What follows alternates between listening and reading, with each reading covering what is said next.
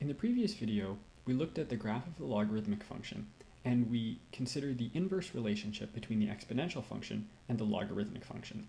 In this video, we're going to briefly consider transformations of the log graph. So first, let's remind ourselves what the log graph looks like. Using a base of 2, this is the parent function, y is equal to log base 2 of x.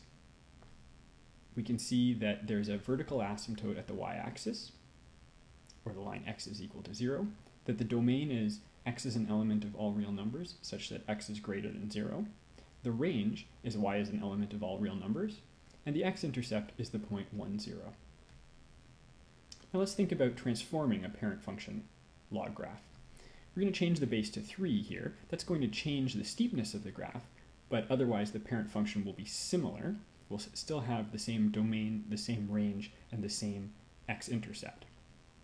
Given f of x is equal to log base 3 of x then, and g of x is equal to log base 3 of x minus 2, name the transformation that maps f of x onto g of x.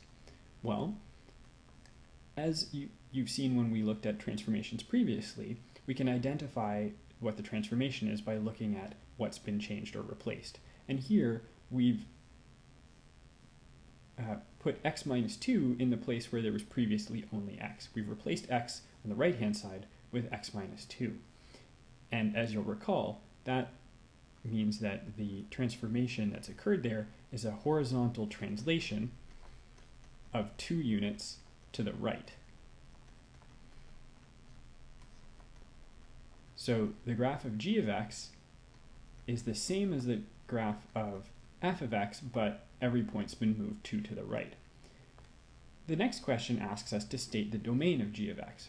Well, the domain of f of x, as we saw previously, was x is an element of real numbers such that x is greater than 0. The original f of x graph looked something like this, where this is the point 1, 0, and this was the line x is equal to 0. If we shift that whole thing over 2 to the right, our new asymptote becomes the line x is equal to 2, and the graph now looks like this. That means that this point, moved 2 to the right, is now 3, 0. If this was the graph of f of x is equal to log base 3 of x, then this is the graph of g of x is equal to log base 3 of x minus 2.